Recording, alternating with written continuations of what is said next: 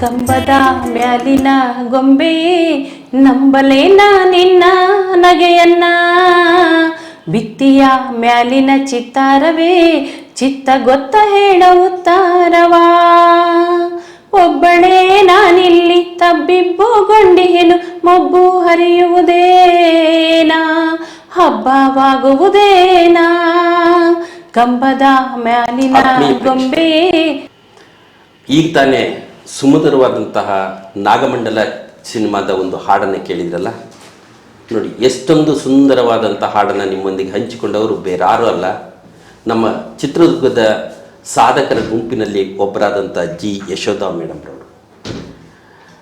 ಆತ್ಮೀಯರೇ, ಇಂದು ಚಿತ್ರದುರ್ಗದ ಬಿಸಿಸಿದ್ದಿ news portal ಅರ್ಪಿಸುವ ಚಿತ್ರದುರ್ಗದ ಕೋಟೆನಾಡಿನ ಸಾಧಕರು ಮಾಲಿಕೆಯಲ್ಲಿ ನಿಮ್ಮೊಂದಿಗೆ ಮಾತನಾಡಲಿಕ್ಕಾಗಿ, ಅಭಿಪ್ರಾಯವನ್ನು ಹಂಚಿಕೊಳ್ಳಲಿಕ್ಕಾಗಿ ಆಗಮಿಸಿರುವಂಥ ಮುಖ್ಯ ಅತಿಥಿಗಳು ಅಂತೇಳಿದರೆ ಜಿ ಯಶೋಧಮ್ಮ, ಪೊಲೀಸ್ ಉಪನಿರೀಕ್ಷಕರು, ಜಾಗೃತ ತಳ ಬೆಸ್ಕಾಂ. ಇವರೊಟ್ಟಿಗೆ ಒಂದಷ್ಟು ಮಾತುಕತೆ ಮಾಡೋಣ. ನಾನೀಗ ಅವರನ್ನು ಈ ಕಾರ್ಯಕ್ರಮಕ್ಕೆ ಸ್ವಾಗತಿಸ್ತೇನೆ. ಮೇಡಮ್, ತಮಗೆ ಅಭಿಮಾನದ ಸ್ವಾಗತ. Thank you sir. ನಮಸ್ತೆ. ಯಶೋಧ ಮೇಡಮ್ ಅಂತ ಹೇಳಿದ ತಕ್ಷಣವೇ ಒಂದು ರೀತಿಯಾದಂಥ ಸಂಚಲನ. ಒಬ್ಬ ಹೆಣ್ಣು ಮಗಳು ತನ್ನಗೆ ಇಷ್ಟವಾದಂಥ ಒಂದು ಇಲಾಖೆಯಲ್ಲಿ ಕೆಲಸ ಮಾಡುವಂಥ ಅವಕಾಶವನ್ನು ಹುಡುಕಿ ಬಂದವರು, ಸಿಕ್ಕ ಅವಕಾಶಗಳನ್ನು ಮೆಟ್ಟಿಲುಗಳನ್ನಾಗಿ ಮಾಡಿಕೊಂಡು ಯಶಸ್ಸಿನ ಗಾದೆಯನ್ನು ಏರಿದವರು, ಜೊತೆಗೆ ವೃತ್ತಿಯಿಂದ ಪೊಲೀಸ್ ಇಲಾಖೆಯಲ್ಲಿದ್ದರೂ ಪ್ರವೃತ್ತಿಯಿಂದ ಸಂಗೀತದ ಸಾಧಕಿಯಾಗಿ ಅನೇಕ ಜನರಿಗೆ ಮನರಂಜನೆಯನ್ನು ನೀಡಿ ರಂಜಿಸಿದವರು. ಹಾಗಾದರೆ ಇಂತಹ ಯಶೋಧ ಮೇಡಮ್ ಈ ಹಂತಕ್ಕೆ ಬರೋದಕ್ಕೆ ಮುನ್ನ ಬಾಲ್ಯದ ಕೆಲವು ನೆನಪುಗಳನ್ನು ನಮ್ಮೊಂದಿಗೆ ಹಂಚಿಕೊಳ್ಳಿ ಮೇಡಮ್. ಸರ್, ಬಾಲ್ಯ ನಮ್ಮದು ತಳಕು, ಚಳ್ಳಕೆರೆ ತಾಲೂಕು. ತಳಕಿನಲ್ಲಿ ಹುಟ್ಟಿ ಬೆಳೆದಿದ್ದು. ಗಂಗಣ್ಣ, ಕೆಂಚುವರಮ್ಮ ನಮ್ಮ ತಂದೆ ತಾಯಿ. ನಾವು 5 ಜನ ಅಕ್ಕ ತಂಗಿಯರು, ಒಬ್ಬ ತಮ್ಮ ಇದ್ದಾರೆ. ನಮ್ಮದು ಹಾಗೆ ಸಾಗಬೇಕಾದ್ರೆ SLC ಆದ ನಂತರ ನಮಗೆ ಒಂದು ಇಂಟ್ರ್ಯೂ ಬಂತು, ಪೊಲೀಸ್ ಇಲಾಖೆಯಿಂದ ಇಂಟ್ರ್ಯೂ ಬಂತು. ನಾನು ಅದನ್ನು ಇಂಟ್ರ್ಯೂನ ಅಟೆಂಡ್ ಮಾಡಿದೆ. PUC degree first year BA ಹೋಗ್ತಾ ಇದ್ದೆ. ಅವಾಗ ನನಗೆ ಈ ಅವಕಾಶ ಬಂತು. ನಾನು ಇದು ಇಂಟ್ರ್ಯೂ ಹೋಗಿ ಅಟೆಂಡ್ ಮಾಡೋಣ ಅಂತ, ನಮ್ಮ ಊರಲ್ಲೆಲ್ಲ ನಮ್ಮ ರಿಲೇಷನ್ಸು, ಸಂಬಂಧಿಕರು, ತಂದೆ ತಾಯಿ ಎಲ್ಲರೂ ಕೂಡ ಭಾಳ ಟಫು ಇದೆ, ಈ ಇಂಟ್ರ್ಯೂಗೆ ಹೋಗಲೇಬೇಡ, ಬೇಡ ನಿಮಗೆ ಹೆಣ್ಮಕ್ಳಿಗೆ ಇದು ಸರಿ ಹೋಗಲ್ಲ ಅಂತ ಎಲ್ಲ ಹೇಳಿದರು. ಇಲ್ಲ, ನಾನು ಇದನ್ನು ಬಂದಿದೆ, ಇದು ಅಟೆಂಡ್ ಮಾಡೋಣ, ನನಗೂ ಒಂದು ಇಂಟ್ರೆಸ್ಟು ಇದೆ ಪೊಲೀಸ್ ಇಲಾಖೆಯಲ್ಲಿ ಇದು ಮಾಡಬೇಕು ಅಂತ. ಒಂದು ಅವಕಾಶ ಸಿಕ್ಕಿದೆ, ಅವಕಾಶನ ಉಪಯೋಗಿಸ್ಕೊಳ್ಳೋಣ, ಅದರಲ್ಲಿ ಸೆಲೆಕ್ಟ್ ಆದರೆ ನನಗೂ ಒಂದು ಮುಂದೆ ಫ್ಯೂಚರ್ ಇರುತ್ತೆ ಅನ್ನೋ ಒಂದು ಇದರಲ್ಲಿ ನಾನು ಅವ್ರಿಗೆಲ್ಲರಿಗೂ ಮನವೊಲಿಸಿ ನಾನು ಇಂಟ್ರ್ಯೂನ ಅಟೆಂಡ್ ಮಾಡಿದೆ. ಆ ಇಂಟ್ರ್ಯೂನಲ್ಲಿ ಸೆಲೆಕ್ಷನ್ ಆದೆ. ನಾವು ಇಂಟ್ರ್ಯೂನಲ್ಲಿ 3000 ಜನ ಇದ್ದಿದ್ದು. ನಮಗೆ MK ನಾಗರಾಜ್ ಸರ್ ಅಂತ, MK Nagaraj sir SP sir ಇದ್ದರು ಅವಾಗ 1994ಅಲ್ಲಿ, 93ನಲ್ಲಿ 1993-94ಅಲ್ಲಿ ನಮ್ಮ ಸೆಲೆಕ್ಷನ್ನು. ಆ ಸರ್ ಇದ್ದರು. ನಿಜವಾಗ್ಲೂ ಎಂಥ ಇಂಟ್ರ್ಯೂ ಮಾಡಿದ್ರು ಅಂದರೆ 3000 ಜನದಲ್ಲಿ ನಾವು ಸೆಲೆಕ್ಟ್ ಆಗಿದ್ದು ಓನ್ಲಿ 24 ಮೆಂಬರ್ಸ್. ಅವಳಿ ಜವಳಿ ನಗರ, ಚಿತ್ರದುರ್ಗ, ದಾವಣಗೆರೆಯಿಂದ ಸೇರಿ 24 ಮೆಂಬರ್ಸು. ನಮ್ಮದೇ ಹೈಯೆಸ್ಟು ಲೇಡೀಸು ಬ್ಯಾಚ್, ಫಸ್ಟ್ನೇ ಬ್ಯಾಚೇ ನಮ್ಮದು ಹೈಯೆಸ್ಟ್ ಬ್ಯಾಚು. ಎಲ್ಲ 2-3 ಬರ್ತಾ ಇದ್ರು. ಅವಾಗೆಲ್ಲ ಭಯ, ಗಂಡು ಮಕ್ಕಳೇ ಮಾಡೋಕ್ಕಾಗಲ್ಲ ಪೊಲೀಸ್ ಇಲಾಖೆಯಲ್ಲಿ, ನೀವು ಯಾಕೆ ಮಾಡ್ತೀರಾ ಅಂತ ಕಳಿಸ್ತಾ ಇರಲಿಲ್ಲ ಅಂತ ಎಲ್ಲ ಇದು. ಬಟ್ ಆದರೆ ನಮಗೊಂದು ಅವಕಾಶ ಸಿಕ್ತು. ಸರ್ ನಮಗೆ ಸೆಲೆಕ್ಟ್ ಮಾಡಿದರು. MK ನಾಗರಾಜ್ ಸರ್ಗೆ ಥ್ಯಾಂಕ್ಸ್ ಹೇಳ್ತೀವಿ ನಾವು.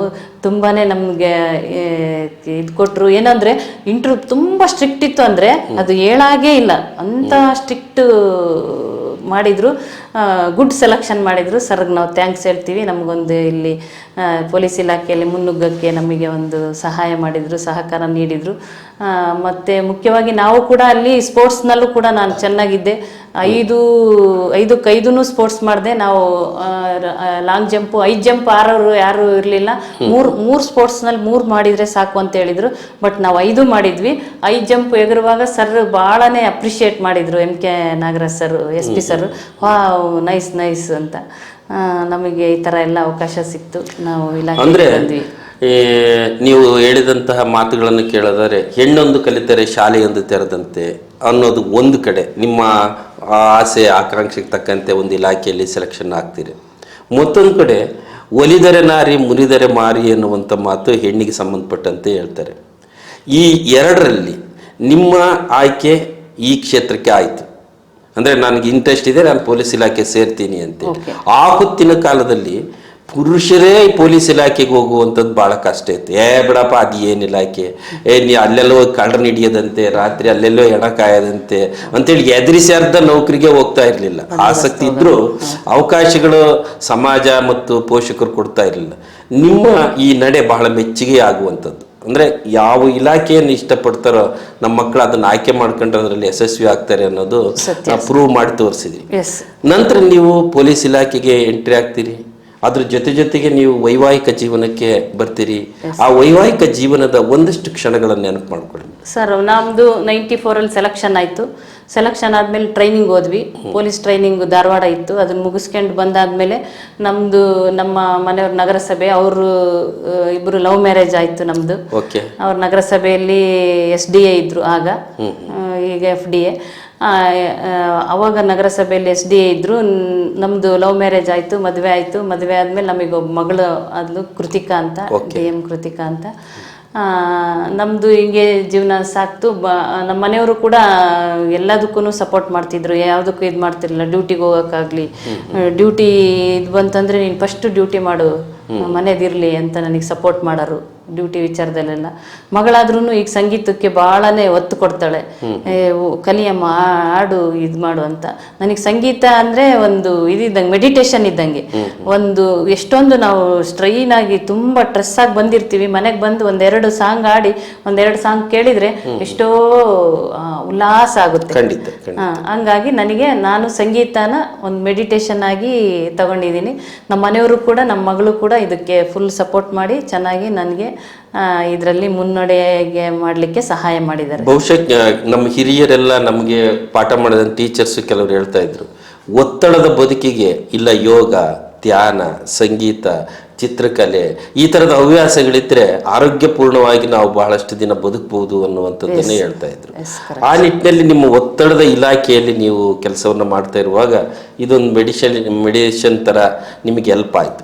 ಅದನ್ನ ನೀವು ಕೇವಲ ಮನೆಯಲ್ಲಿ ಗುನುಗೋದಕ್ಕೆ ರೂಢಿಸ್ಕೊಂಡ್ರ ಅಥವಾ ಅವಕಾಶ ಸಿಕ್ಕಾಗ ಬೇರೆ ಜನರಿಗೆ ರಂಜಿಸೋದಕ್ಕೂ ನೀವು ಅದನ್ನು ಬಳಸ್ಕೊಂಡ್ರ? ಸರ್, ನಾನು ಮನೇಲಿ ಆಡ್ತಾ ಇದು ಮಾಡ್ತಾ ಇದ್ದೆ. ಮತ್ತೆ ಇಲಾಖೆಯಲ್ಲೂ ಕೂಡ ನಮ್ಮ ಯಾವ್ದಾದ್ರು ಫಂಕ್ಷನ್ಸ್ ಇದ್ರೆ, ಯಾವ್ದಾದ್ರು ಏನಾದ್ರು ಪ್ರೋಗ್ರಾಮ್ಗಳಿದ್ರೆ, ನಮ್ಮ ಇಲಾಖೆಯಲ್ಲಿ ಪ್ರೋಗ್ರಾಮ್ ಇದ್ರು ಕೂಡ ಪ್ರಾರ್ಥನೆ, ಸಂಗೀತದ್ದು ಎಲ್ಲಾನು ನಾನು ಮಾಡಕ್ಕೆ ಮುನ್ನೋಗ್ತಿದ್ದೆ. ಬರುತ್ತೆ, ನಾನು ಆಡ್ಬೋದಲ್ಲ ಅನ್ನೋ ಥರ. ಅಲ್ಲೂ ನನಗೆ ಭಾಳ ಪ್ರೋತ್ಸಾಹ ಸಿಕ್ತು. ಅಲ್ಲೂ ಕೂಡ ಚೆನ್ನಾಗಿ ಆಡ್ತೀರಾ ಅಂತ. ಮತ್ತು ಅದೇ ರೀತಿ ಮುನ್ನುಗ್ಗುವಾಗ ನಮಗೆ ಪರಮೇಶ್ವರಪ್ಪ ಕುದುರಿ ಸರ್ ಅವರು ಕೂಡ ಒಂದೆರಡು ಇದರಲ್ಲಿ ಸಿಕ್ಕರು. ಅವರು ಕೂಡ ಹೇಳಿದರು, ಅಯ್ಯೋ ಮೇಡಮ್ ತುಂಬ ಚೆನ್ನಾಗಿ ಆಡ್ತೀರಾ, ನೀವು ಆಡ್ರಿ ಮೇಡಮ್ ಅಂತ. ಅವರು ಒಂದು ಸಂಗೀತ ಸಂಜೆ ಒಂದೆರಡು ಕಾರ್ಯಕ್ರಮದಲ್ಲಿ ಒಂದು ಹಳ್ಳಿಗೆ ಇನ್ವೈಟ್ ಮಾಡಿದ್ರು, ಅಲ್ಲೂ ಕೂಡ ಆಡಿದ್ವಿ. ನಿಜವಾಗ್ಲೂ ನಮಗೆ ತುಂಬ ಖುಷಿ ಕೊಟ್ಟಿದೆ ಅಂತ ಹೇಳಕ್ ಇಷ್ಟಪಡ್ತೀನಿ. ಬಹುಶಃ ಆ ಕಾರಣಕ್ಕಾಗಿ ನಿಮ್ಮನ್ನ ಕೇವಲ ಒಬ್ಬ ಮಹಿಳಾ PSI ಅಂತ ಪರಿಗಣಿಸದೆ ಒಬ್ಬ ಕಲಾವಿದೆ ಅನ್ನೋ ಕಾರಣಕ್ಕೂ ಸ್ಥಾನಮಾನಗಳು ಸಿಕ್ಕದ್ದು ನಿಮಗೆ ಖುಷಿ ಕೊಡುತ್ತೆ ಇಲಾಖೆಯಲ್ಲಿ. ಹೌದು ಸರ್, ತುಂಬಾ ಖುಷಿ ಕೊಡುತ್ತೆ. ಅದ್ರ ಜೊತೆಗೆ ಇತ್ತೀಚೆಗೆ ತಾನೇ ಚಿತ್ರದುರ್ಗದಲ್ಲಿ ನಡೆದಂಥ ಮಹಿಳಾ ಅಂತಾರಾಷ್ಟ್ರೀಯ ದಿನಾಚರಣೆ ಅಂಗವಾಗಿ ಈಗ ಚಿತ್ರದುರ್ಗದಲ್ಲಿ ಇರುವಂತಹ SP ಸಾಹೇಬ್ರವರು ಇಲಾಖೆಯಲ್ಲಿರ್ತಕ್ಕಂಥ ಪ್ರತಿಭಾವಂತ ಹೆಣ್ಣು ಮಕ್ಕಳಿಗೆಲ್ಲರಿಗೂ ಒಂದು ಸವಿನೆನಪಾಗಿ ಒಂದು ಕಾರ್ಯಕ್ರಮ ಮಾಡಿದ್ದು, ನಿಮ್ಮ ಸಂಗೀತ ಸ್ಪರ್ಧೆಯಲ್ಲಿ ನೀವು ಪ್ರಥಮ ಬಹುಮಾನ ಪಡೆದದ್ದು, ಆ ಫಲಕವನ್ನು ಹಿಡ್ಕೊಂಡು ಬಂದಾಗ ನಿಮ್ಗೆ ಎಷ್ಟು ಖುಷಿ ಆಯ್ತು? ಹೆಮ್ಮೆ ಆಗುತ್ತೆ ಸರ್, ತುಂಬಾ ಖುಷಿ ಆಯ್ತು. ನಾನು ನಿಜವಾಗ್ಲೂ ಇದನ್ನೊಂದು ಮೆಡಿಟೇಷನ್, ಒಂದು ಕಷ್ಟ ಮೈಂಡ್ ಎಲ್ಲ ರಿಲೀಫ್ ಆಗಕ್ಕೋಸ್ಕರ ಮಾಡಿದ್ದು. ಇವತ್ತಿನ ದಿನ ನನಗೆ ಇದೊಂದು ಖುಷಿ, ಈ ತರ ಒಂದು ಖುಷಿ ಜಿಲ್ಲಾ ಮಟ್ಟದಲ್ಲಿ ಒಂದು ಎಲ್ಲ ಜಿಲ್ಲೆಯಾದ್ಯಂತ ಎಲ್ಲ ಲೇಡೀಸ್ಗೂ ಕರೆಸಿ ಒಂದ್ ಕಡೆ ಎಲ್ಲ ನಮಗೆಲ್ಲ ಪ್ರೋಗ್ರಾಮ್ ಮಾಡಿ ತುಂಬಾ ಸರ್ ಇದು ಮಾಡಿದ್ರು ನಮಗೆಲ್ಲ. ಮತ್ತೆ ನನಗೆ ಅದರಲ್ಲಿ ಕೂಡ ಪ್ರಥಮ ಬಹುಮಾನ ಸಿಕ್ತು ಸಂಗೀತದಲ್ಲಿ. ನನಗೆ ತುಂಬಾ ಖುಷಿ ಕೊಟ್ಟಿದೆ ಸರ್, ಥ್ಯಾಂಕ್ಸ್. ಅಲ್ಲ, ಈಗ ನೀವು ಕಾಣುವಂತಹ ಅಂದ್ರೆ ಆರಂಭದಲ್ಲಿ 93-94ರಲ್ಲಿ ನೀವು ಸೇರಿದಾಗಿದ್ದ ಪೊಲೀಸ್ ಇಲಾಖೆಗೂ ಈ ಹೊತ್ತಿನ ಜನಸಂಖ್ಯೆ ಹೆಚ್ಚಳ, ಕೆಲಸದ ಒತ್ತಡದ ಮಧ್ಯೆ ಇವತ್ತೇನು ನೀವು ಬೆಸ್ಕಾಂನಲ್ಲಿ ಜಾಗೃತ ದಳದ ಮುಖ್ಯಸ್ಥರಾಗಿ ಕೆಲಸ ಮಾಡ್ತಿದ್ದೀರಲ್ಲ, ಒಂದು ಕಡೆ ಯಾವ ಹೆಣ್ಮಕ್ಳಿಗೆ ಕೆಲಸ ಏನಪ್ಪ ಈ ಮಾಟ ಮಾಡೋ ಪೊಲೀಸ್ ಇಲಾಖೆಗೆ ಸೇರಿದ್ಲು ಅಂಥ ಇಲಾಖೆಗೆ ಬೇಕಿತ್ತ ಅಂತೇಳಿ ನಿಮ್ಮ ಸಂಬಂಧಿಕರು, ನಿಮ್ಮ ಕುಟುಂಬಸ್ಥರು ಮಾತನಾಡುವಾಗ ಈ ಇಲಾಖೆ ನಿಮಗೆ ಎಷ್ಟು ಮಟ್ಟಿಗೆ ನೀವು ಸ್ಮರಿಸ್ಕೊಳ್ಳೋದಕ್ಕೆ ಇಷ್ಟಪಡ್ತೀರಿ? ಸರ್, ಇನ್ನೊಂದು ಇದರಲ್ಲಿ ಏನಪ್ಪ ಅಂದರೆ, ಅವರು ಯಾವಾಗ್ಲೂ ಈ ಪೊಲೀಸ್ ಇಲಾಖೆ ಕಷ್ಟ ಐತೆ ಅನ್ನೋ ಥರ ನಾವು ನಡ್ಕೊಂಡೇ ಇಲ್ಲ. ಯಾಕಂದರೆ ಎಂಜಾಯ್ ಮಾಡಿದ್ರಿ? ಎಂಜಾಯ್ ಮಾಡ್ಕೊಂಡು ಡ್ಯೂಟಿ ಮಾಡಿದೀವಿ. ಅಂದ್ರೆ ಅಲ್ಲಿ ಬಂದ ಈಗ ಉದಾಹರಣೆ ಮೇಡಮ್, ನಿಮ್ಮ ಹತ್ರ ಬರೋರೆಲ್ಲ ಎಂತರು ಅಂತ ಹೇಳಿದ್ರೆ ಸಾಮಾನ್ಯವಾಗಿ ನೊಂದವರು, ಕಷ್ಟದಲ್ಲಿರೋರು, ಕಳ್ಕೊಂಡಿರೋರು, ಅವಮಾನಕ್ಕೊಳಗಾದವರು, ಶೋಷಿತರು, ಏನೋ ಒಂದಷ್ಟು ನಮಗೆ ಭರವಸೆಯಾಗಿ ನಮ್ಮ ಮಾತುಗಳು ಆಲಿಸ್ತಾರೆ ಅಂತ ಬಂದಾಗ ನೀವು ಅವ್ರ ಜೊತೆ ಕಳೆದಂತ ಕ್ಷಣಗಳಲ್ಲಿ ಬಹು ಖುಷಿ ಕೊಟ್ಟಂತಹ ಅಥವಾ ನೀವು ಪರಿಹಾರ ಕಂಡುಕೊಂಡ ಒಂದು ಘಟನೆ ಹೇಳಿ. ಸರ್, ಈಗ ಒಂದು ಅಂದ್ರೆ ನಾವು SP ಆಫೀಸಲ್ಲಿ ವುಮನ್ ಗ್ರೀವೆನ್ಸ್ ಸೆಲ್ ಅಂತ ಇತ್ತು. ಅವಾಗ ನಮ್ಗೆ ಅಲೋಕ್ ಕುಮಾರ್ ಸಾಹೇಬರು SP ಇದ್ರು. ಆಗ ಹೆಣ್ಮಕ್ಳಿಗೆ ನಿಜವಾಗ್ಲೂ ಸರ್ ಮಫ್ತಿಯಲ್ಲಿ ಓಡಾಡ್ತಾ ಎಲ್ಲೆಲ್ಲಿ ರೋಡಲ್ಲಿ ಯಾರ್ಯಾರು ರೋಡಿಗಳು ಏನಿರ್ತಾರೆ, ರಾತ್ರಿ ಹೊತ್ತು 10 ಗಂಟೆ ಮೇಲೆ ಕೀಟ್ಲೆ ಮಾಡೋರ್ಗು ಅವ್ರಿಗೆಲ್ಲರಿಗೂ ಬಗ್ಗು ಬಡಿದ್ರು. ಮತ್ತೆ ಅವಾಗ ನಮಗೆ ಲೇಡೀಸ್ ಹೆಣ್ಮಕ್ಳಿಗೆ ಏನೇನು ಇದು ಅಂತ ಸಿಂಗಲ್ ವಿಂಡೋ ಸಿಸ್ಟಮ್ ಅಂತ ಓಪನ್ ಮಾಡಿದ್ರು. ವುಮನ್ ಗ್ರೀವೆನ್ಸ್ ಸೆಲ್ ಅಂತ ಮಾಡಿದ್ರು. ಅವಾಗ ಮಹಿಳೆಯರು ಏನೇನು ಸಮಸ್ಯೆ ಇದೆ, ಅವ್ರಿಗೆ ಏನ್ ತೊಂದರೆ ಇದೆ, ಗಂಡ ಹೆಂಡತಿ ಜಗಳ ಇದೆ, ಅತ್ತೆ ಸೊಸೆ ಜಗಳ ಇದೆ, ಅವ್ರದ್ದೇ ಒಂದು ಕೌನ್ಸಿಲಿಂಗ್ ಮಾಡಕ್ಕೋಸ್ಕರನೇ ವಿಂಗ್ ಮಾಡಿದ್ರು. ಆ ವಿಂಗ್ ಅಲ್ಲಿ ನಾವಿದ್ದಾಗ ನಮ್ಮನ್ನ ಕರೆದು ಅವ್ರನ್ನೆಲ್ಲ ಕರೆದು ಸರ್ರೇ ಕೌನ್ಸಿಲಿಂಗ್ ಮಾಡಿ ಗಂಡ ಹೆಂಡತಿಗಳಿಗೆ ಮತ್ತೆ ಯಾರ್ಯಾರು ಪ್ರಾಬ್ಲಮ್ ಅಲ್ಲಿ ಇದಾರೆ ಅವ್ರಿಗೆಲ್ಲಾನು ಹೆಲ್ಪ್ ಮಾಡಿರೋ ನಿದರ್ಶನಗಳು ಇದಾವೆ. ಅದು ಬಹಳ ಖುಷಿ ಕೊಡುತ್ತೆ. ಬಹಳ ಖುಷಿ ಕೊಟ್ಟಿದೆ. ನಾವೇನೋ ಕಾನೂನು ಇದೆ ಅಂತ ಗೆರೆ ಹೇಳ್ದ ಅಲ್ಲಿ ನಿಂತ್ಕೊಳ್ರಿ ಅಂತ ಹೇಳೋದಕ್ಕೂ ಆ ಗೆರೆ ದಾಟಿ ಬನ್ನಿ, ನಿಮ್ ಏನ್ ಕಷ್ಟ, ಯಾಕೆ ಸ್ಟ್ರೈಕ್ ಮಾಡ್ತಿದ್ದೀರಿ, ನಿಮ್ ಯಾಕೆ ಇಲ್ಲಿಗೆ ಕೂತಿದ್ದೀರಿ ಅಂತ ಅವ್ರ ಮನದಾಳದ ಮಾತನ್ನು ಕೇಳಿ ಅದು ಪೂರ್ಣ ಪ್ರಮಾಣದಲ್ಲಿ ಪರಿಹಾರ ಆಗುತ್ತೆ ಬಿಡುತ್ತೋ, ನೀವು ಮಾತಾಡುವ ಸ್ಟೈಲಲ್ಲಿ ಅವ್ರಿಗೆ ಒಂದಷ್ಟು ಸಾಂತ್ವನ ಸಿಗುತ್ತಲ್ಲ, ಬಹಳ ಖುಷಿ ಕೊಡುತ್ತೆ ಅಂತ ನಾನು ಅದನ್ನು ಭಾವಿಸ್ತೇನೆ. ಆಮೇಲೆ ಜೊತೆಗೆ ನೀವಿಷ್ಟೆಲ್ಲ ಪುರುಷ ಪ್ರಧಾನ ವ್ಯವಸ್ಥೆ ಒಳಗೆ ಒಂದು ಕಡೆ ಇಲ್ಲಿ ಗಂಡನ ಮಾತು, ಮತ್ತೊಂದು ಕಡೆ ಹಿರಿಯರ ಮಾತು, ಮುಗಿದೊಂದು ಕಡೆ ಇಲಾಖೆಯಲ್ಲಿಯೂ ಪುರುಷ ಪ್ರಧಾನ ಸಮಾಜದಲ್ಲಿ ಒಬ್ಬ ಹೆಣ್ಣು ನಿಮ್ಮ ಮಾತುಗಳನ್ನ ಕೇಳ್ತಾ ಇದ್ರೆ ಪ್ರತಿಯೊಬ್ಬ ಪುರುಷನ ಯಶಸ್ಸಿನಿಂದ ಹೆಣ್ಣಿರ್ತಾರೆ ಅಂತಾರೆ. ನಿಮ್ಮ ಯಶಸ್ಸಿನ ಹಿಂದೆ ಹೆಲ್ಪ್ ಮಾಡಿರುವಂಥ ಗಂಡು ಮಕ್ಕಳನ್ನ, ಅಂದ್ರೆ ನಿಮಗೆ ಹೆಲ್ಪ್ ಮಾಡಿದಂಥ ಪುರುಷರು ಯಾರನ್ನ ಸ್ಮರಿಸ್ಕೊಳ್ತೀರ? ಹೆಲ್ಪ್ ಮಾಡಿದಂಥವ್ರು ಅಂದ್ರೆ ಈಗ ನಮ್ಮ ಮನೆಯವರು ಕೂಡ ಮಾಡಿದ್ದಾರೆ. ನಮ್ಮ ತಮ್ಮ ಸಂತೋಷ್ ಕುಮಾರ್ ಅಂತ ನಮ್ಮ ತಮ್ಮ ಇದ್ದಾರೆ. ಅವರು ಕೂಡ ನಮ್ಗೆ ಯಾವಾಗ್ಲೂ ಸಪೋರ್ಟ್ ಆಗಿರ್ತಾರೆ. ನಾನು ಏನ್ ಮಾಡ್ತೀನಂದ್ರು ನನಗೆ ಬಲವಾಗಿ ಜೊತೆಗೆ ಬರ್ತಾರೆ, ಇದ್ ಮಾಡಕ್ಕ ಅಂತ ನನಗೆ ಸಪೋರ್ಟ್ ಮಾಡ್ತಾರೆ. ನಾನು ಒಡ ಹುಟ್ಟಿದ ತಮ್ಮ, ಅವನು ಕೂಡ ಇದ್ ಮಾಡ್ತಾರೆ. ಮತ್ತೆ ಇಲಾಖೆಯಲ್ಲಿ ನೀವು ಯಾವುದೋ ಒಂದು ಜಾಗೃತ ದಳದ ಟೀಮಲ್ಲಿ ಹೋಗ್ತಾ ಇರ್ತೀರಿ, ಒಂದು ಸಂಕಷ್ಟದ ಸಂದರ್ಭವನ್ನ ನೀವು ಭೇದಿಸ್ಬೇಕಾಗಿರುತ್ತೆ.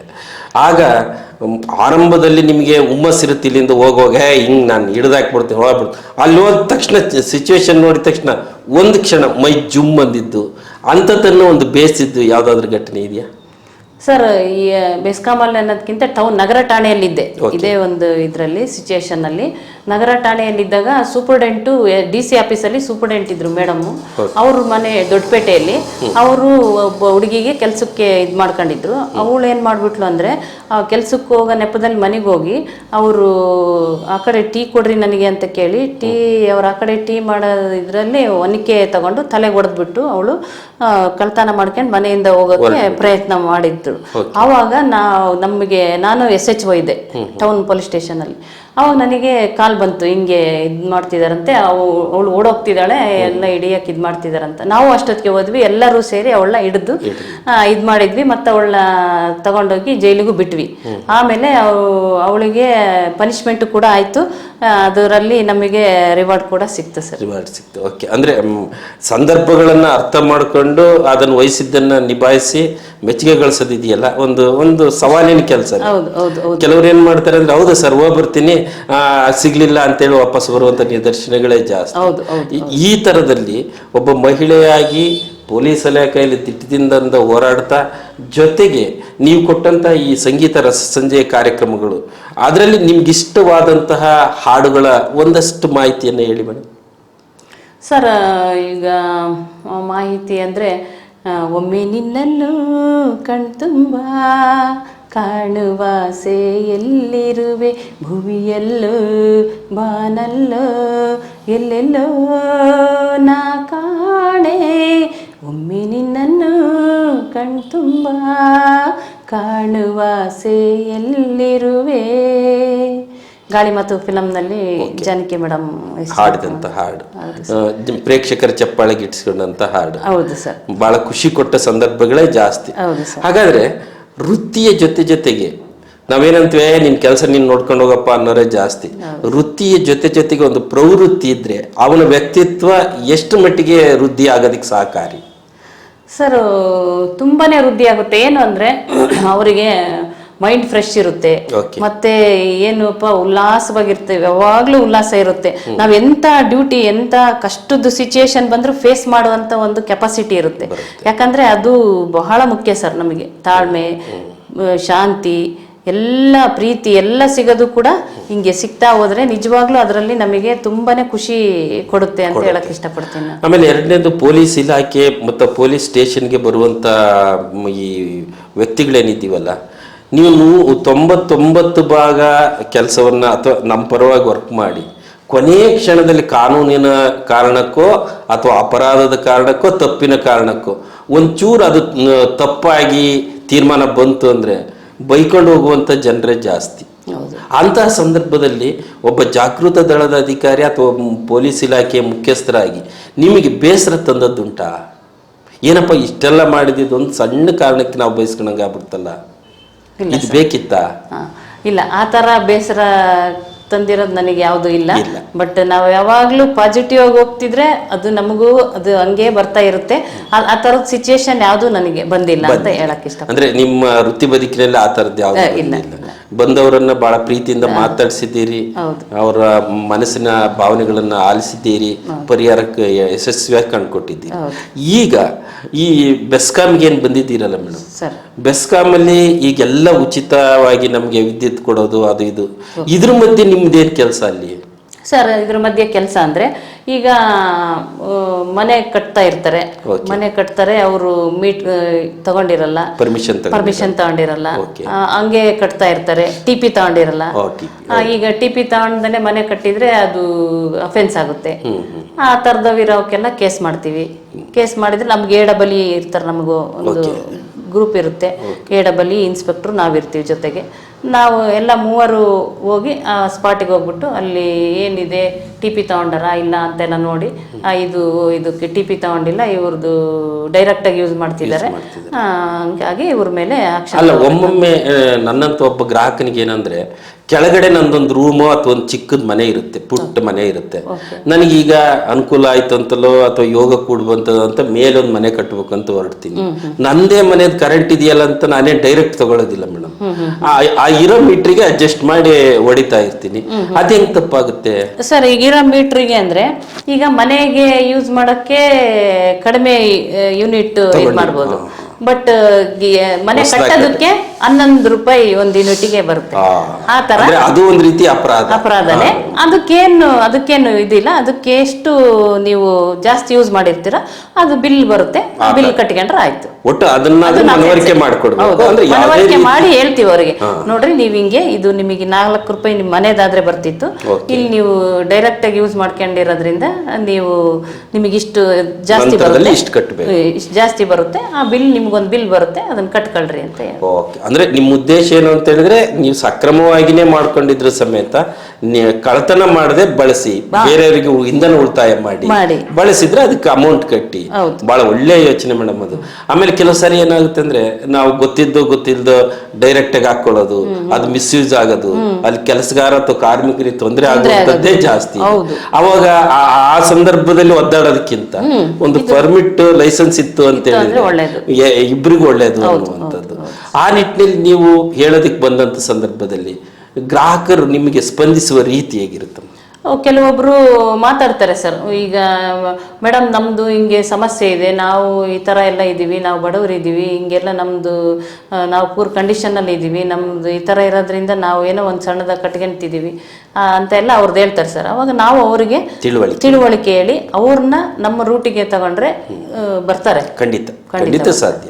ಕೆಲವು ಸಾರಿ ಗೊತ್ತಿದ್ದು ಮಾಡಿರ್ತೀವಿ, ಹೌದು, ಅವ್ರು ಅವಾಗ ಒಪ್ಕೊಂತಾರೆ, ಹೌದಾ ಮೇಡಮ್ ಈ ಥರನ, ಅದು ಇದಾದ್ರೆ ಕಡಿಮೆ ಇರುತ್ತೆ, ಡೈರೆಕ್ಟ್ ಆಗಿ ಯೂಸ್ ಮಾಡಿದ್ರೆ ಈ ಥರ ಬರುತ್ತಾ, ಆಯ್ತು ಅಂತ ಸ್ಪಂದಿಸ್ತಾರೆ, ಅವ್ರನ್ನು ಸ್ಪಂದಿಸ್ತಾರೆ. ಖಂಡಿತ. ಅದ್ರ ಜೊತೆಗೆ ನೀವು ಒಂದ್ ಕಡೆ ವೃತ್ತಿಯಿಂದ, ನಿಮ್ಮ ವೃತ್ತಿ ದಕ್ಷತೆಯಿಂದ ಮೇಲಕ್ಕೆ ಬಂದಿದ್ದೀರಿ, ಸಂಗೀತದ ಕಾರಣಕ್ಕೆ ಒಂದಷ್ಟು ಜನ ನಿಮಗೆ ಪ್ರೇಕ್ಷಕರ ಒಲವಿದೆ. ಅದ್ರ ಜೊತೆಗೆ ನಿಮಗೆ ಮನೆ ಕಡೆಯ ಒಂದು ವಾತಾವರಣ ನೋಡಿದಾಗ ನಿಮಗೆ ಒಂದು ಆರೋಗ್ಯಕರವಾದ ಒಂದು ಕುಟುಂಬ ವ್ಯವಸ್ಥೆ ಇದೆ. ಈ ಎಲ್ಲದರ ಮಧ್ಯೆ ಒಂದು ಹೆಣ್ಣು ಮಗಳು ಇಷ್ಟು ಸಾಧನೆಯ ಜೊತೆಗೆ ತಾನು ಬೆಳೆಯೋದ್ರ ಜೊತೆಗೆ ಇತರರ ನೋವಿನಲ್ಲಿದ್ದಾಗ, ಕಷ್ಟದಲ್ಲಿದ್ದಾಗ ಸಹಾಯ ಮಾಡಿದ ಯಾವುದಾದ್ರೂ ಒಂದು ಘಟನೆ? ಅಂದ್ರೆ ಸರ್ ನೀವ್ ಯಾವ ರೂಪದಲ್ಲಾದ್ರೂ ಯಾರೋ ಒಂದು ಸಣ್ಣ ಸಹಾಯ ಬೇಕಂದಾಗ ಅಥವಾ ನೀವೇ ನೋಡ್ತೀರಿ ಇವ್ರಿಗೆ ನಾನಿದೊಂದು ಒಂದು ಸಣ್ಣ ಸಹಾಯ ಮಾಡಿದ್ರೆ ಉಪಯೋಗ ಆಗುತ್ತಲ್ಲ ಅಂತಂದಾಗ ನೀವು ಯಾವ ರೀತಿಯಲ್ಲಿ ಸ್ಪಂದಿಸಿ? ಇಲ್ಲಿ ಕೆಳಗೋಟೆಯಲ್ಲೇ ಒಬ್ಬ ಮಹಿಳೆ ಸರ್, ಅವರು ತುಂಬಾ ಕಷ್ಟ ಪಟ್ಕೊಂಡು ಹತ್ಕಂತ ಬಂದ್ರು. ಕಣ್ಣು ಒಂದ್ ಕಡೆ ಪೆಟ್ಟಾಗ್ಬಿಟ್ಟಿತ್ತು, ನಾನು SPFs ಅಲ್ಲೇ ಇದ್ದೆ ಅವಾಗ. ಹತ್ಕಂತ ಬಂದ್ರು. ಏನಾಯ್ತು ಅಂದ್ರೆ ನಮ್ಮ ಮನೆಯವ್ರು ಹಿಂಗೆ ಹೊಡೆದ್ಬಿಟ್ಟಿದ್ದಾರೆ, ನನಗೇನು ಇದು ಮಾಡ್ತಾ ಇಲ್ಲ, ಸಪೋರ್ಟ್ ಮಾಡ್ತಾ ಇಲ್ಲ, ನನಗೆ ತುಂಬಾನೇ ಇದು ಮಾಡ್ತಿದ್ದಾರೆ, ನಾನು ಏನಾದರೂ ಸೂಸೈಡ್ ಮಾಡ್ಕೋಬೇಕು ಅಂತ ಇದು ಮಾಡ್ಬಿಟ್ಟಿದ್ದೀನಿ ಮೇಡಮ್, ನನಗೆ ಇದೊಂದು ಲಾಸ್ಟ್ ದಾರಿ ಏನಾದರೂ ಸಿಗುತ್ತಾ, ಇಲ್ಲ ನಮಗೆ ಏನಾದರೂ ಅನುಕೂಲ ಆಗುತ್ತಾ ಅಂತ ಬಂದಿದ್ದೀನಿ, ನಮಗೇನಾದರೂ ಒಂದು ಇದು ಮಾಡಿಕೊಡಿ ಅಂತ ಕೇಳಿದಾಗ ನಾವು ಅದನ್ನು SP ಸಾಹೇಬ್ರ ಹತ್ರ ಕರ್ಕೊಂಡೋಗಿ ಅವ್ರಿಗೆ ಇದು ಮಾಡಿ ಕನ್ಸರ್ನ್ಡ್ ಯಾವ ಸ್ಟೇಷನ್ ಬರುತ್ತೋ ಅವ್ರ ಮನೆಯವ್ರದ್ದು ಕರೆಸಿ ಅವರಿಗೆ ತಿಳುವಳಿಕೆ ಹೇಳಿ ಅವ್ರಿಗೆ ಮಾಡಿದ ನಿದರ್ಶನ ಇದೆ ಸರ್. ಅವರು ಈಗಲೂ ಕೂಡ ಅವರು ಸ್ವೀಟ್ ತಗೊಂಬಂದು ನಮಗೆ ಕೊಡ್ತಾರೆ. ಅಂದ್ರೆ ಅದೇ ಒಂದ್ ಕಡೆ ವೃತ್ತಿಗಿಂತ ಈ ಮಾನವೀಯ ಮೌಲ್ಯಗಳನ್ನ ಏನು ನಾವು ಸಮಾಜಕ್ಕೆ ಕೊಡ್ತೀವಲ್ಲ ಅಥವಾ ನಮ್ಮಿಂದ ಆದಂತ ಒಂದು ನೆರವಿದೆಯಲ್ಲ, ನಮಗೆ ಬಹಳ ಖುಷಿ ಕೊಟ್ಟದ್ದು ಅನ್ಸುತ್ತೆ. ಹೌದು ಸರ್. ಈಗ ನಾವು ವೃತ್ತಿಯಲ್ಲಿ ಏನೇ ಸಂಬಳ ತಗೊಳ್ತೀವಿ, ನಮಗೊಂದು ಪ್ರಶಸ್ತಿ ಬಂತು ಅನ್ನೋದಕ್ಕಿಂತ ಸಮಾಜದ ಕಟ್ಟ ಕಡೆ ಯಾವುದೋ ಒಂದು ವ್ಯಕ್ತಿ ಜೊತೆ ಇರುವಂತ, ಅದರಲ್ಲೂ ನಿಮ್ಮ ಇಲಾಖೆ ಬಹಳಷ್ಟು ಒಳ್ಳೆ ಕೆಲಸಗಳತ್ತ ಚಿಂತನೆಯನ್ನು ಮಾಡ್ತಾ ಹೊರಟಿದೆ. ಇತ್ತೀಚಿನ ದಿನಮಾನಗಳಲ್ಲಿ ಒಂದಷ್ಟು ಜಾಗೃತವಾಗಿ ಕೆಲಸಗಳು ಆಗ್ತಾ ಇದ್ದಾವೆ ಅನ್ನುವಂಥದ್ದು ಬಹಳ ಖುಷಿ.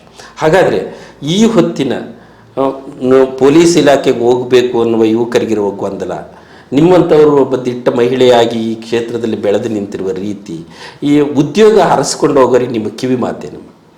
ಸರ್ ಏನು ಅಂದರೆ ಈಗ ನಾವು ಈಗ ಕೆಲವರು ಹುದ್ದೆಗೆ ಬರಬೇಕಾದ್ರೆ ಕೆಲವರು ಅನಿವಾರ್ಯತೆಯಿಂದ ಬರಲೇಬೇಕು ಅಂತ ಬರ್ತಾರೆ, ಕೆಲವರು ಇಷ್ಟಪಟ್ಟು ಬರ್ತಾರೆ, ಕೆಲವರು ನಮ್ಮ ಫ್ಯಾಮಿಲಿಯಲ್ಲಿ ಕಂಡೀಷನ್ಸ್ ಭಾಳ ಇದಿದೆ, ಪೂರಿದೆ ಅಂತ ಅಂದ್ಕೊಂಡು ಬರ್ತಾರೆ.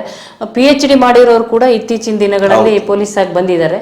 ಬಟ್ ಅವರಿಗೆ ಒಂದು ಕಿವಿ ಮಾತು ಏನಂದರೆ, ನಮ್ಮಲ್ಲಿ ನಾವು ಪಾಸಿಟಿವ್ ಆಟಿಟ್ಯೂಡ್ ಇಟ್ಕೊಂಡು ನಾವು ಇದನ್ನು ನಾವು ಮಾಡಿದರೆ ಸಕ್ಸಸ್ ಆಗೇ ಆಗುತ್ತೆ, ಮನುಷ್ಯನಿಗೆ ಅಸಾಧ್ಯ ಏನೂ ಇಲ್ಲ, ಎಲ್ಲ ಸಾಧ್ಯ ಅಂತ ಮುನ್ನುಗ್ಗಿದ್ರೆ ಖಂಡಿತ ಅಸಾಧ್ಯ ಇಲ್ಲ, ಸಾಧನೆ ಮಾಡ್ಬೋದು. ಮತ್ತೆ ನಾವು ಇಲಾಖೆಯಲ್ಲಿ ಕಷ್ಟ ಇದೆ ಅಂತ ಯಾವತ್ತೂ ಅನ್ಕೋಬಾರ್ದು. ಏನೇ ಕಷ್ಟ ಬಂತು ಇವತ್ತು ಸಿಚುಯೇಷನ್, ಬೆಳಿಗ್ಗೆ ನಾವು ಒಂದೊಂದ್ಸರಿ ಹೋಗಿರೋ ನಿದರ್ಶನಗಳಿದ್ದಾವೆ. ಬೆಳಿಗ್ಗೆ 6 ಗಂಟೆಗೆ ಹೋದರು, ತಿರ್ಗ ದಿನ ಬೆಳಿಗ್ಗೆ 6 ಗಂಟೆಗೆ ಮನೆಗೆ ಬಂದಿರೋ ನಿದರ್ಶನಗಳು ಕೂಡ ಇದಾವೆ. ಇಂಥ ಸಿಚುಯೇಷನ್ಗಳು ಬರ್ತವೆ, ಬರೋದನ್ನು ಕೂಡ ನಾವು ಫೇಸ್ ಮಾಡಬೇಕು. ಆ ತಾಳ್ಮೆ ನಮ್ಗಿರ್ಬೇಕು. ಇಲಾಖೆಯಲ್ಲಿ ಬಂದ ತಕ್ಷಣ ಆ ತಾಳ್ಮೆ ಬಂದೇ ಬರುತ್ತೆ ಅಂತ ನನ್ನ ನಂಬಿಕೆ. ನಾನು ಇಷ್ಟು ವರ್ಷ 32 ವರ್ಷ ನನ್ನ ಸರ್ವಿಸಲ್ಲಿ ನಾನು ಕಂಡ ಅನುಭವ ಸರ್. ನಿಜವಾಗ್ಲೂ ನಮ್ಮಲ್ಲಿ ನಾವು ಇದನ್ನ ಮಾಡ್ತೀವಿ, ಇದು ನಮ್ಮ ಕೈಯಿಂದ ಆಗುತ್ತೆ, ಇದು ಸಾಧ್ಯ ಅಂತಂದ್ರೆ ಅಸಾಧ್ಯ ಇಲ್ಲ, ಸಾಧ್ಯ ಇದೆ ಅನ್ನೋದು ನಾನು ಅವರಿಗೆ ಕಿವಿ ಮಾತು ಹೇಳಕ್ ಇಷ್ಟ. ಈ 32 ವರ್ಷಗಳ ಸುದೀರ್ಘ ಸೇವೆಯಲ್ಲಿ ಅನೇಕ ಅಪರಾಧಿಗಳನ್ನ ಅಥವಾ ತಪ್ಪು ಮಾಡಿದಂಥ ವ್ಯಕ್ತಿಗಳನ್ನ ನೋಡಿದ್ದೀರಿ. ಅನೇಕ ಸಲ ಯುವಕರು ಅಂಥದ್ದು ಏನಾದ್ರು ಸಿಗಾಕೊಂಡಾಗ, ತಪ್ಪು ಮಾಡಿದಾಗ, ನಿಮ್ಮ ಮುಂದೆ ಬಂದು ನಿಂತಾಗ, ಬದುಕು ಅಂದ್ರೆ ಏನು, ವೃತ್ತಿ ಇಲ್ಲದೆ ಇದ್ರೂ ನೀನು ಬದುಕೋದು ಹೇಗೆ ಸಮಾಜದಲ್ಲಿ, ನಿನ್ನನ್ನು ನೀನು ಒಳ್ಳೆ ದಾರಿಯಲ್ಲಿ ಕಂಡ್ಕೊಳ್ಳೋದು ಹೇಗೆ ಅಂತ ಹೇಳಿದ ಯಾವುದಾದ್ರೂ ನಿದರ್ಶನ ಇದೆಯಮ್ಮ? ಇದಾವೆ ಸರ್, ಸುಮಾರು ಇದಾವೆ. ಅದರಲ್ಲಿ ನಮ್ಮ ಲತಾಮಣಿ ಅಂತ ಇದ್ದಾರೆ, ಅವರು ಕೂಡ ತುಂಬಾನೇ ನೊಂದು ಬಿಟ್ಟಿದ್ರು. ಅದರಲ್ಲಿ ಅವ್ರ ಮನೆಯವ್ರು ಕೂಡ ಭಾಳ ಇದು ಮಾಡ್ಕೊಂಡು ನಮ್ಮ ಜೊತೆಗೆ ಬಂದು, ಅಯ್ಯೋ ಮೇಡಮ್ ನಾವು ತಪ್ಪಾಯ್ತು, ನಾವಿನ್ಮೇಲೆ ಆ ಥರ ಮಾಡಲ್ಲ, ನಾವು ಇಬ್ರು ಚೆನ್ನಾಗಿರ್ತೀವಿ ಅಂತ ಹೇಳಿರ್ತಕ್ಕಂಥ ನಿದರ್ಶನಗಳು ಇದಾವೆ. ಸುಮಾರು ಜನ, ಇವರೊಬ್ಬರೇ ಅಂತಲ್ಲ, ಇಂಥ ಒಂದು 100-200 ಕೇಸ್ಗಳು ನೋಡಿದ್ದೀವಿ. ಅವರೆಲ್ಲರೂ ಕೂಡ ಖುಷಿಯಾಗಿದ್ದಾರೆ. ಮತ್ತೆ ಕೆಲವೊಬ್ರು ಮಾತ್ರ SP ಸಾಹೇಬ್ರು, ಅಲೋಕ್ ಕುಮಾರ್ ಸಾಹೇಬ್ರು ಇದ್ದಾಗ, ನಾವು SP ಆಫೀಸಲ್ಲಿ ಇದ್ದಾಗ ಮಾಡಿದ್ದ ಜನಗಳು ಈಗಲೂ ಅವ್ರವ್ರ ವೆಡ್ಡಿಂಗ್ ಆನಿವರ್ಸರಿ ದಿನ ಸ್ವೀಟ್ಗಳು ತಂದು ಕೊಡ್ತಾರೆ. ಮೇಡಮ್ ನಾವು 7 ವರ್ಷ ಬೇರ್ಪಟ್ಟಿದ್ವಿ, SP ಸರ್ ನೀವು ಎಲ್ಲ ಸೇರ್ಕೊಂಡು ನಮಗೆ ಕೌನ್ಸಿಲಿಂಗ್ ಮಾಡಿ ನಮ್ಮನ್ನ ಇದು ಮಾಡಿದ್ರಿ, ನಿಜವಾಗ್ಲೂ ಅವತ್ತಿನ ದಿನ ನಾವು ಇವತ್ತು ನೆನೆಸ್ಕೊಂಡು ನಾವು ಬರ್ತೀವಿ ಅಂತ ಹೇಳಿದಂಥ ನಿದರ್ಶನ ಬಹಳ ಖುಷಿ ಕೊಟ್ಟಿದೆ. ಜೊತೆಗೆ ನಿಮ್ಮ ಸುದೀರ್ಘ ಸೇವೆಯ ನಂತರ ಒಂದು ದಿವಸ ಯಾವತ್ತೂ ನಿವೃತ್ತಿ ಬರುತ್ತೆ. ಆ ನಿವೃತ್ತಿ ನಂತರದಲ್ಲಿ ನಿಮ್ಮ ಜೊತೆ ಒಂದು ಪ್ರವೃತ್ತಿ ಇದೆ. ಆ ಪ್ರವೃತ್ತಿಗೆ ಹೇಗೆ ನೀವು ನ್ಯಾಯ ಒದಗಿಸ್ತೀರಿ? ಹಾಡುಗಾರಿಕೆ ಮೂಲಕ? ಹೌದು, ಹಾಡಾಡೋದ್ರ ಮುಖಾಂತರ ನಾವು ಕೆಲವರಿಗೆಲ್ಲ ಸಾರ್ವಜನಿಕರಿಗೆ ರಂಜಿಸೋದರ ಮುಖಾಂತರ ನಾವು ಜಾಗೃತಿ ಮೂಡಿಸೋದು. ಮತ್ತೆ ಅದರಲ್ಲೇನೆ ನೀವು ಈ ತರ ಹೋಗ್ಬೋದು, ನಾವು ಇಲಾಖೆಯಲ್ಲಿ ಇಷ್ಟು ವರ್ಷ ಸರ್ವಿಸ್ ಮಾಡಿದೀವಿ, ನೀವು ಸಮಾಜದಲ್ಲಿ ಈ ತರ ಇರ್ರಿ, ಈ ತರ ಇದ್ ಮಾಡ್ರಿ, ಈ ತರ ತಪ್ಪು ಮಾಡ್ಬೇಡ್ರಿ, ತಪ್ಪು ಬಂದಾಗ ಯಾವ ತರ ತಿದ್ಕೋಬೇಕು ಅನ್ನೋದನ್ನ ನೋಡ್ರಿ, ಈ ತರ ಇದ್ ಮಾಡ್ರಿ ಅನ್ನೋದು ಕೂಡ ಒಂದು ಇದ್ ಮಾಡ್ಬೇಕು ಅನ್ನೋದೇ ನಂದು ಅದು ಒಂದು ಆಸೆ ಇದೆ ಸರ್. ಸಂಗೀತದೊಂದೇ ಅಲ್ಲ, ಇದು ಕೂಡ ನಾವು ಮುಂದಿನ ಪೀಳಿಗೆಯಲ್ಲಿ ಅವ್ರಿಗೆ ನಾವು ಒಂದು ಸ್ಫೂರ್ತಿ ಆಗಬೇಕು. ನೀವು ಈ ಥರ ಹೋಗ್ರಿ, ಈ ಥರ ನಿಮ್ಮ ಮೈಂಡ್ ಸೆಟ್ ಇಟ್ಕೊಳ್ರಿ, ಯಾವಾಗಲೂ ಪಾಸಿಟಿವ್ ಆಗಿರ್ರಿ, ನೀವೇನು ಥಿಂಕ್ ಮಾಡ್ತೀರೋ ಅದೇ ನಿಮಗೆ ಬರುತ್ತೆ. ನೀವು ಯಾವಾಗಲೂ ಒಳ್ಳೆಯದನ್ನೇ ಆಯ್ಕೆ ಮಾಡ್ಕೊಳ್ರಿ, ಫ್ಯಾಮಿಲಿಗೆ ಒಳ್ಳೆ ಬೆಲೆ ಗೌರವ ಕೊಡ್ರಿ, ತಂದೆ ತಾಯಿಗೆ ಗೌರವಿಸ್ರಿ. ಮೇಯ್ನ್ ನಾವು ಇದನ್ನ ಸಾಮಾಜಿಕ ಮೌಲ್ಯಗಳಲ್ಲಿ ತಂದೆ ತಾಯಿಗಳಿಗೆ ಬೆಲೆ ಗೌರವ ಕೊಡೋದ್ರ ಬಗ್ಗೆ, ಮತ್ತು ಫ್ಯಾಮಿಲಿನ ಯಾವ ರೀತಿ ಇದು ಮಾಡಬೇಕು, ಫ್ಯಾಮಿಲಿಗೆ ಯಾವ ರೀತಿ ಗೌರವ ಕೊಡಬೇಕು, ಸಮಾಜದಲ್ಲಿ ಯಾವ ರೀತಿ ಇರಬೇಕು, ಸಮಾಜದಲ್ಲಿ ಸಾರ್ವಜನಿಕರಿಗೆ ಯಾವ ರೀತಿ ನಾವು ವರ್ತನೆ ಮಾಡಬೇಕು, ಈ ಥರ ಎಲ್ಲದ್ರ ಬಗ್ಗೆನೂ ನಾನು ಒಂದು ಇದು ಮಾಡಬೇಕು, ಅದನ್ನು ಮೂಡಿಸ್ಬೇಕು. ಮತ್ತು ಸಂಗೀತದಲ್ಲೂ ಕೂಡ ಎಲ್ಲರನ್ನೂ ರಂಜಿಸಬೇಕು ಅನ್ನೋದು ನನ್ನ ಆಸೆ ಸರ್. ನೆಕ್ಸ್ಟ್ ಭಾಳ ಒಳ್ಳೆ ಮಾತುಗಳು ಹೇಳಿದ್ರಿ ಮೇಡಮ್. ಬಹುಶಃ ವೃತ್ತಿ ಅಂದ ತಕ್ಷಣನೇ ಬರೀ ಅದೊಂದೇ ನಮ್ಮದು ಮುಗಿತ್ ಬಿಡಪ್ಪ ನಮ್ಮ ಡ್ಯೂಟಿ ಅಂತ ಅನ್ನೋದ್ರ ಬದಲಿ ಸಮಾಜವನ್ನು ಈ ರೀತಿಯಾಗಿ ಒಂದು ಸರಿದಾರಿ ತರುವ ಪ್ರಯತ್ನ ಮಾಡ್ತೀನಿ ಅನ್ನುವಂಥ ನಿಮ್ಮ ಮಾತುಗಳು ಭಾಳ ಇಷ್ಟ ಆಯಿತು. ನಮ್ಮ ಬಿಸುದ್ದಿ ವಾಹಿನಿಯ ಕರೆಗೆ ಹೋಗೊಟ್ಟು ನಿಮ್ಮ ಇಲಾಖೆಯ ಒತ್ತಡದ ಮಧ್ಯೆ ಮತ್ತು ಕೆಲಸಗಳ ಮಧ್ಯದಲ್ಲಿ ಬಿಡು ಮಾಡಿಕೊಂಡು ನಮ್ಮೊಟ್ಟಿಗೆ ಕುಳಿತು ಮನದಾಳದ ಮಾತುಗಳನ್ನು ಇತರರಿಗೆ ಮಾರ್ಗದರ್ಶನ ಆಗೋ ರೀತಿಯಲ್ಲಿ ಹಂಚಿಕೊಂಡಿದ್ದೀರಿ. ಒಂದು ಹೆಣ್ಣು ಕೇವಲ ಮನೆಯಲ್ಲಿ ಕೂತ್ಕೊಳ್ಳೋದಕ್ಕೆ ಅಷ್ಟೇ ಅಲ್ಲ, ಹೊರ ಪ್ರಪಂಚದಲ್ಲಿ ಸೇವೆ ಮಾಡೋದಕ್ಕೆ ಯೋಗ್ಯಳು. ಕೈಯಲ್ಲಿ ಸೌಟ್ ಹಿಡಿಯೋದ್ರ ಬದಲಿ ಲಾಠಿ ಹಿಡಿದ್ರು ಸಮಾಜಕ್ಕೆ ಒಂದು ಮಾರ್ಗದರ್ಶಕರಾಗಬಲ್ಲು. ಅದ್ರ ಜೊತೆಗೆ ಕಂಠಸಿರಿಯ ಮೂಲಕ ಮೈಕ್ ಹಿಡಿದು ಇತರರನ್ನು ರಂಜಿಸ್ತಕ್ಕಂಥ ಒಂದು ಬಹುದೊಡ್ಡದಾದಂಥ ಸಂಗೀತ ಕ್ಷೇತ್ರದ ನಿಮ್ಮ ಒಲವು ಮತ್ತು ಬೆಳವಣಿಗೆ ಇದೆಯಲ್ಲ, ನಮಗೆ ಬಹಳ ಇಷ್ಟ ಆಯಿತು. ಇದು ಇದರ ಹೆಣ್ಣು ಮಕ್ಕಳಿಗೆ ಮತ್ತು ಕಲಾವಿದರಿಗೆ ಮಾರ್ಗದರ್ಶನವಾಗಲಿ. ನಿಮ್ಮ ವೃತ್ತಿ ಬದುಕಿನ ಮುಂದಿನ ದಿನಗಳು ಬಹಳಷ್ಟು ಆರೋಗ್ಯಪೂರ್ಣವಾಗಿದ್ದು ಯಶಸ್ಸಿನ ಮೆಟ್ಟಲನ್ನು ಏರ್ತಾ ಹೊರಡ್ರಿ ಅಂತೇಳಿ ಬಿಸುದ್ದಿ ವಾಹಿನಿಯ ನ್ಯೂಸ್ ಪೋರ್ಟಲ್ ಪರವಾಗಿ ನಿಮಗೆ ಅಭಿಮಾನದ ವಂದನೆ, ವಂದನೆಗಳು. ಆತ್ಮೀಯ ವೀಕ್ಷಕರೇ, ಕೇಳಿದ್ರಲ್ಲ, ಹೆಣ್ಣುಮಕ್ಕಳು ಅಂದ ತಕ್ಷಣ ಅಯ್ಯೋ ಅವ್ರು ಏನು ಮಾಡ್ತಾರೆ ಅನ್ನುವ ಮಾತುಗಳು, ಪೊಲೀಸ್ ಇಲಾಖೆಯಲ್ಲಿ ಇವ್ರು ಏನು ಕಡಿದು ಕಟ್ಟೆ ಹಾಕ್ತಾರೆ ಅನ್ನುವಂತಹ ಒಂದಷ್ಟು ವ್ಯಂಗ್ಯದ ಮಾತುಗಳ ಮಧ್ಯದಲ್ಲಿ ಒಂದು ಹೆಣ್ಣು ಧನಾತ್ಮಕವಾಗಿ ಚಿಂತನೆಯನ್ನು ಮಾಡಿದರೆ, ಸಮಾಜಮುಖಿಯಾಗಿ ಯೋಚನೆ ಮಾಡಿದರೆ, ವೃತ್ತಿಯ ಜೊತೆಗೆ ಸಾಮಾಜಿಕ ಮೌಲ್ಯಗಳನ್ನು ಜನರಿಗೆ ಬಿತ್ತಬಲ್ಲಳು, ಸದಾ ಹಸನ್ಮುಖಿಯಾಗಿ ತನ್ನ ವೃತ್ತಿ ದಕ್ಷತೆಯನ್ನು ಮೆರಿಬಲ್ಲು ಅನ್ನೋದಕ್ಕೆ ಈ ಹೊತ್ತು ನನ್ನೊಟ್ಟಿಗೆ ಕುಳಿತು ಮನದಾಳದ ಮಾತುಗಳನ್ನು ಹೇಳಿದಂತಹ ಚಿತ್ರದುರ್ಗದ ಬೆಸ್ಕಾಂನ ಜಾಗೃತ ದಳದ ಮುಖ್ಯಸ್ಥರಾಗಿರುವಂತಹ ಮೇಡಮ್ ಜಿ ಯಶೋಧ ಅವರ ಮಾತುಗಳನ್ನು ಮತ್ತೆ ಮುಂದಿನ ವಾರ ಮತ್ತೊಬ್ಬ ಅತಿಥಿಯೊಂದಿಗೆ ಭೇಟಿಯಾಗ್ತೀನಿ. ಧನ್ಯವಾದ.